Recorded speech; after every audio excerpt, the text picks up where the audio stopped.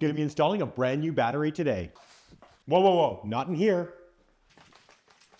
This battery is going to be going in the trunk. Welcome to Garbra Garage.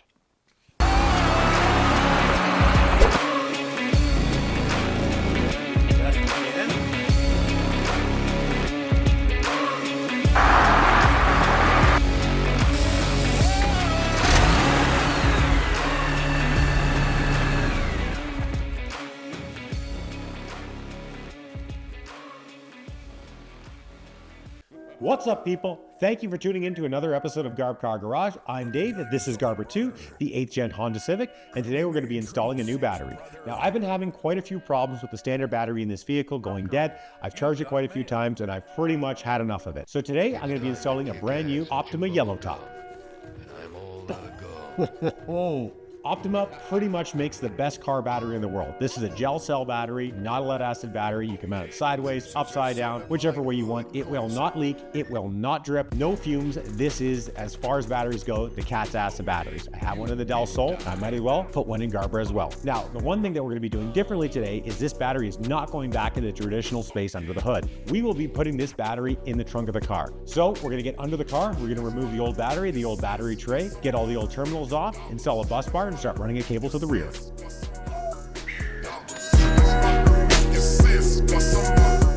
First thing we're going to do, take out the old battery and tray. Usually this would be tightened down, but again, since I'm always working on this thing, it's never tightened down. Most of these would have a 10 mil for the hold down, but the previous owner has replaced them with an aftermarket J-hook set that have wing nuts. So we'll get the wing nuts off and pull this thing out. And the negative is usually also a 10 mil, but this is so loose that again, we can just rip it right off. And out comes the battery. Next thing we gotta remove is the battery tray, which should just sit in there. And then lastly, that rotten piece there is the actual battery tray from inside the car. So we've got a couple, looks like 13 mil bolts there. We'll get those blasted out and the battery tray should come right out.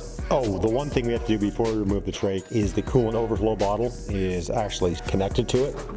So we'll get that removed. This is a situation where I do not care if the bolt breaks because the tray will not be going back in.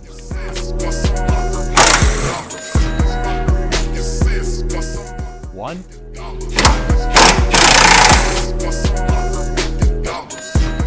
Two. And finally the last one. I was wrong, there's one more bolt. You won't be able to see it.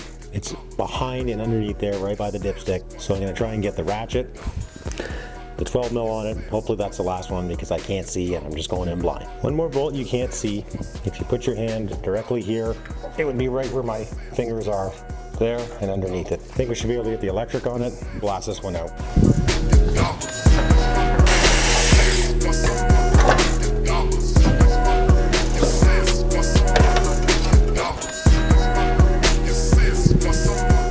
There it is, one rotten OEM battery tray. And there's a frame rail that it sits on. Does not look too great, so we're gonna have to clean that up. So we're gonna need a way to send power from the battery in the trunk up to the front location where the battery was. And to do that, we're gonna be using a bus bar. Now a bus bar is basically just like a terminal that you've got an input and an output on. So we'll have the battery cable come from the back, go to one of the terminals on the bus bar, and the existing positive battery cable will attach to this end of the bus bar, and that will allow us to complete the circuit. Now the nice thing about it is if we want to add any other power for any other accessories later, we have all these terminals we can add wires to. And it's got this nice cover to prevent any issues with creating short circuits by having anything come across it. So we're gonna mock this up, see we're gonna need to drill holes to mount it, and we'll get moving on to getting that cable run. So we're just gonna mount it basically on the frame rail. Now this is interesting. The holes for the battery tray almost perfectly line up with the holes on the bus bar. I'm not gonna have to drill any holes. This will be a direct drop in with a little bit of minor modification to the plastic ears on the bus bar, but this couldn't have worked out any better at all. So the nice thing about having a completely stripped interior is I'm not fighting with any seats or anything else to get under the dash. So I noticed looking under here a little bit earlier is there are some cutouts pre-existing in the sound dampening material. about that? I'm not sure what this is for, probably the clutch pedal. But what I think I'm going to do is drill a small hole through there, see where it pokes through on the other side, and if we're in a good spot, we'll make it large enough to run the cable, and then we'll be able to run the wires right through factory locations.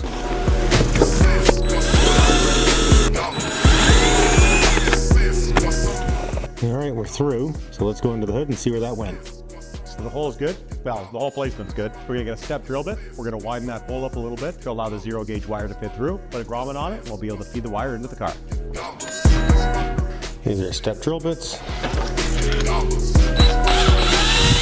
Let's get this hole opened up.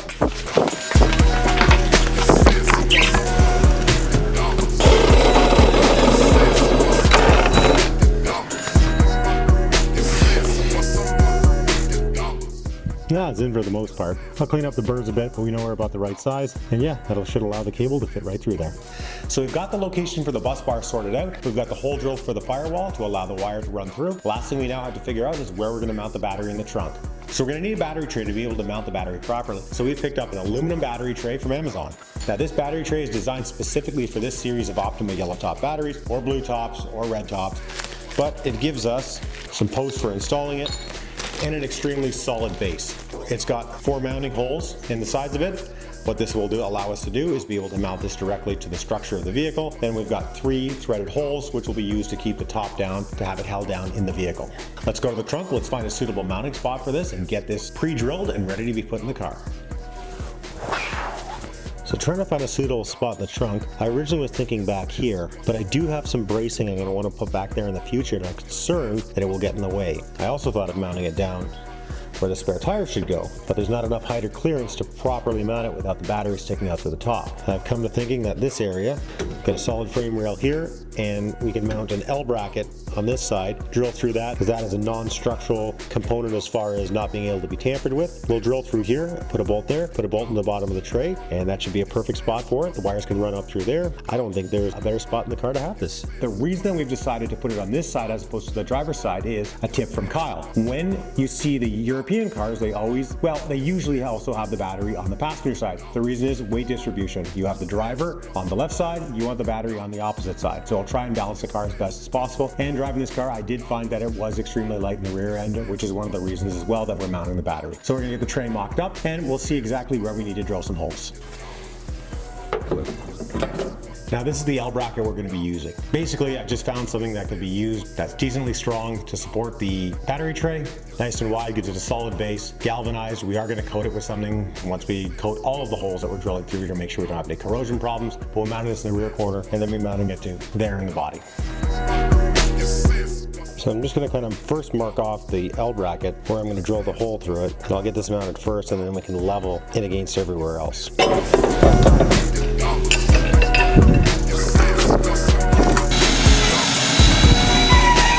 Going up to a bigger bit. So there we have it. 8mm hole drilled in the bottom of the bracket, and we'll be able to mount that directly to the battery tray.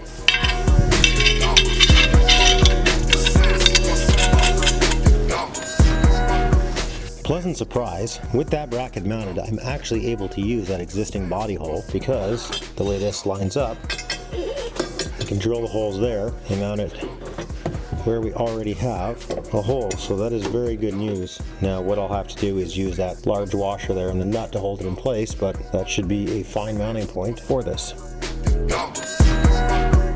Right, with the tray mocked up in the car, I'm actually going to drill the pilot holes with the tray still installed so I know exactly where I'm drilling and to make sure that it'll be drilled correctly. Now, because we won't be able to get nuts inside those frame rails, what we'll be doing is dropping threaded inserts into it, and those should hold on just as good as any other nut and bolt system, especially when we're not dealing with a ton of movement in anything. There'll be enough evenly distributed support to be able to hold this battery no problem.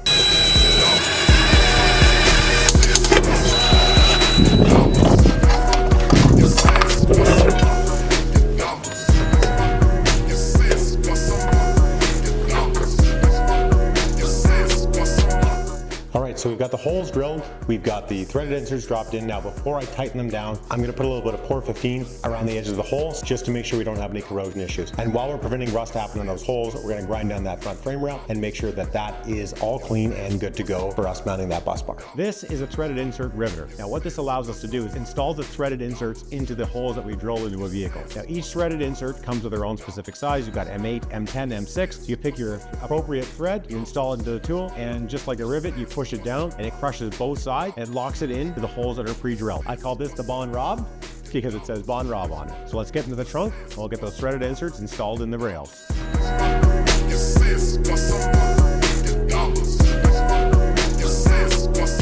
We're gonna get the first threaded insert crushed into place.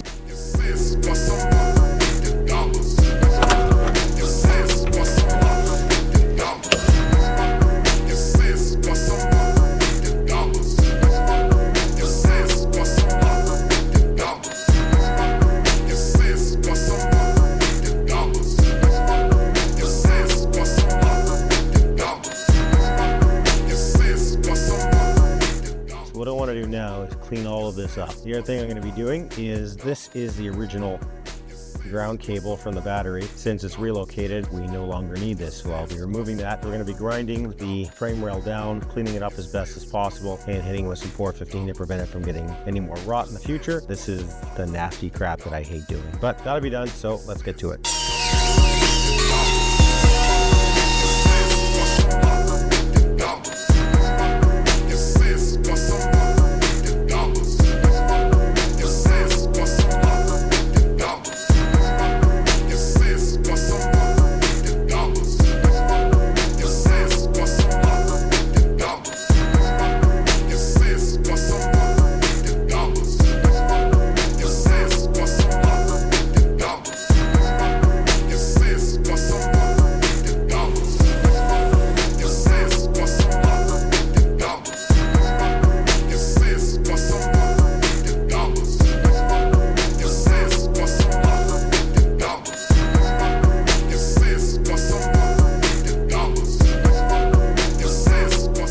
So we've got the factory eyelet removed. That leaves us with a hole here that should be able to mount to the bus bar. So it is a little too small, so we're going to get the carbide out and just open it up a little bit. Alright, so that hole is a decent size now, and we're going to get that over the first terminal and lock it down. The ridge from where it used to sit on the other terminal is making it not sit correctly, so I am going to try to bend it. And there, she's opened up.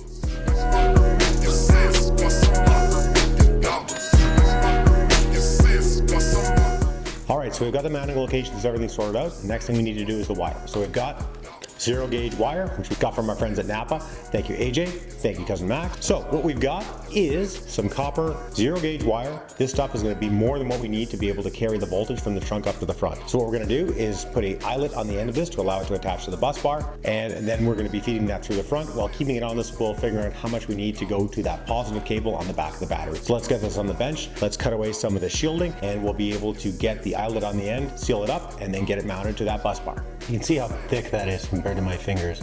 That 0 gauge is going to do us really, really well. So what we want to do is get that into this eyelet here. So you're going to want to cut away a little bit of the insulation, and then we've got this special tool, and this allows us to place the eyelet in here, hit the top with a hammer, and that should pinch it directly onto the line. All right, so we've got a fair amount of cable coming through. Try and keep it as close together as possible. We also have some shrink wrap, so we'll throw that down.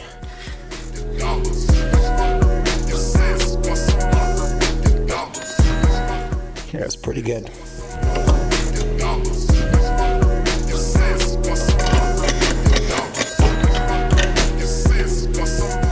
All right, so we got it lined up. Just gonna give it some love with the hammer.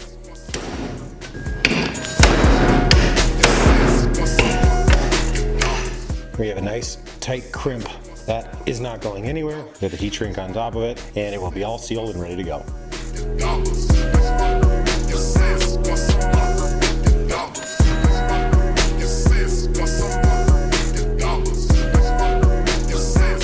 Grommet is installed, and that'll prevent any chafing or breaking on that wire. That is extremely important. Please do not miss that step.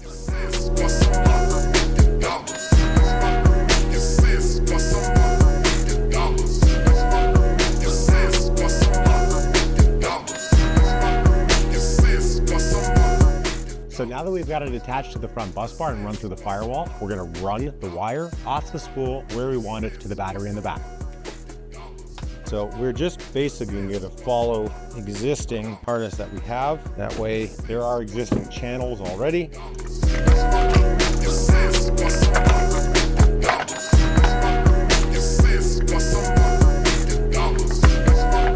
So now that we've got it roughly in place, we're going to want to zip tie to the existing harness. That'll give us a more accurate approximation of how much length of wire we're going to need. So I'm going to run it through the front here. I'm going to start zip tying it at the front. Now I'm not going to make them too tight, so in case I need to pull a little more through, a little slack, a little less slack, and then we can cut it on the back end. So I'm going to start by zip tying it. Then we will make our way to the back and kind of see where we lie.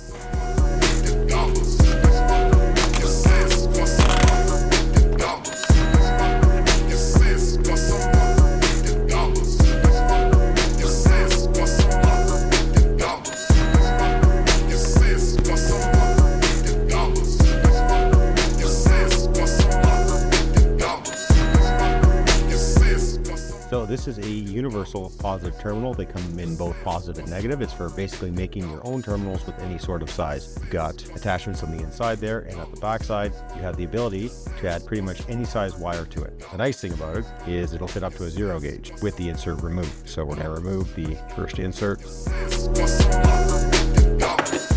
Insert's removed, and that will let us put the 0 gauge wire in. The reason I chose this specific terminal, one, aesthetically, it's a very nice looking terminal, and number two, I do plan on running a stereo in this car eventually, and the second power cable will be able to easily go onto the other side without having to put an ugly eyelid on it. It'll be nice and clean, very nice and proper looking. So we're going to get back to the battery. We're going to cut about 3/4 of an inch to an inch off of the shielding on the cable, put it through there, tighten that down, and get that affixed to the battery.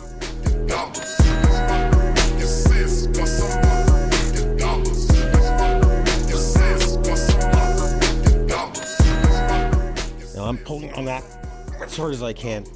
It is not coming out. That is a very secure terminal. Now we need to get on getting the negative attached, and we will have a complete circuit. So for our negative cable, we can reuse the factory cable that came with it. Now, this one doesn't have a factory on it. It's been replaced at some point, but it's a very, very thin gauge wire. Doesn't look the greatest, and you can tell this one's gone to pan before. So I'm not using this. Instead, we've ordered this cable from a company called Chase Bays. Now, Chase Bays does a lot of under bay things, power steering coolers, brake booster deletes. See the logo there. This thing is made of welding wire. It is extremely, extremely thick gauge. Nice eyelet on the end there. This is extremely, extremely high quality piece and will allow us to have a better circuit. You can just see the difference in the thicknesses of the wires. It's literally a night and day difference. So we're going to find a spot in the back of the car where there's already an existing hole. We're going to rough it up a bit, allow it to make a good connection, put a nut and bolt in it, and we will have our negative cable. So trying to minimize the amount of holes I'm actually drilling into this car, there are at the top here a couple of existing body holes that if we grind out the back and make a nice connection on them, we'll be able to mount that negative cable directly to there, and that should give us a great connection.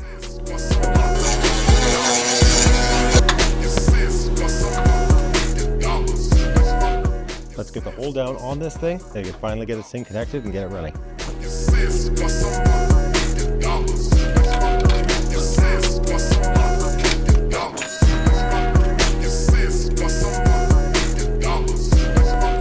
Battery is not going anywhere.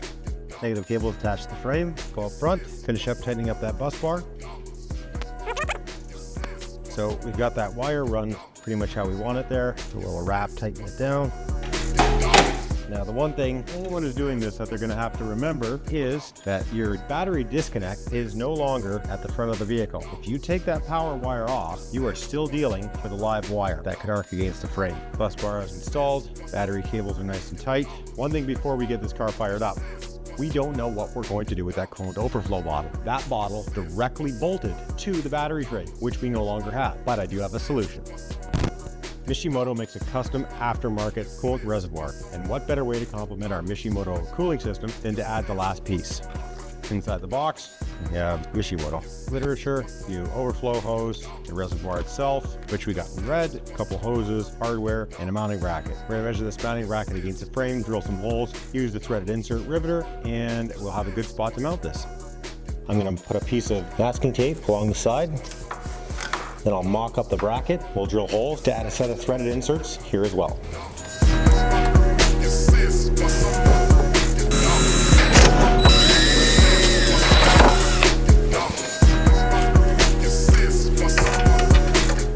And now we're going to crush the threaded inserts to mount the coolant bottle.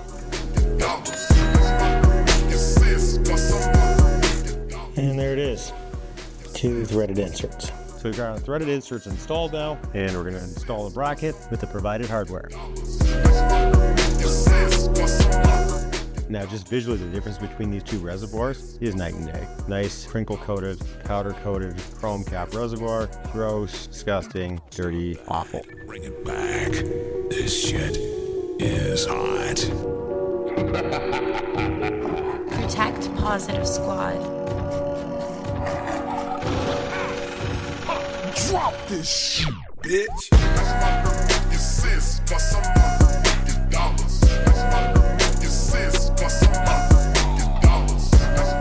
All right, let's get these terminals on, and hopefully we don't have any sparks or fire.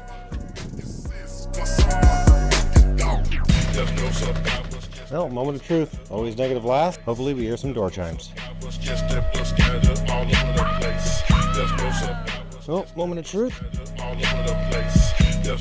Oh, that is good. Beautiful. This is a massive success. Woo!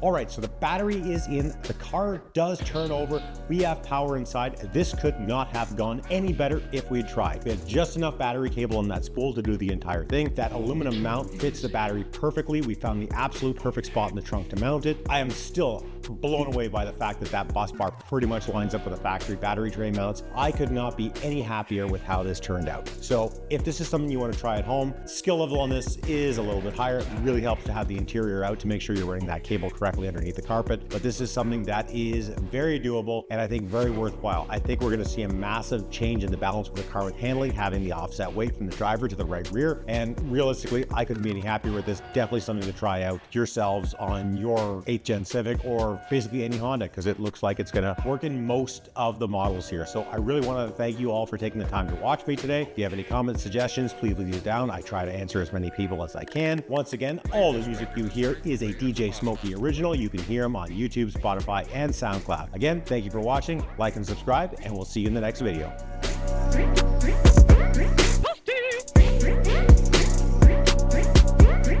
Goodbye.